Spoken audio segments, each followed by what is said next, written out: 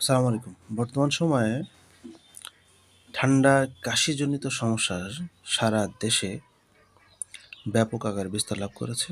তো এই ঠান্ডা কাশির সমস্যায় একটা ঘরোয়া রেমেডি হচ্ছে এরকম একটা কাপে একটু গরম পানি নিন এবং সাথে অবশ্যই একটু লবঙ্গ মিশিয়ে নিলে খুব ভালো হয়।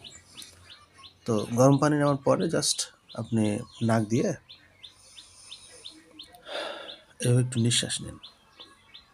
গরম পানির ভাপটা নাক দিয়ে গ্রহণ করুন।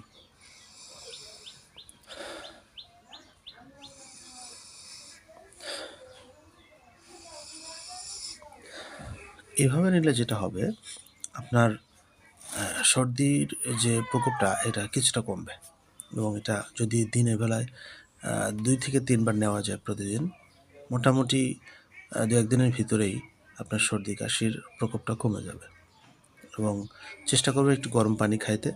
বিশেষ করে কোভিড-19 এর সময় এভাবে করেই প্রাকৃতিক চিকিৎসা দেওয়া হয়েছে।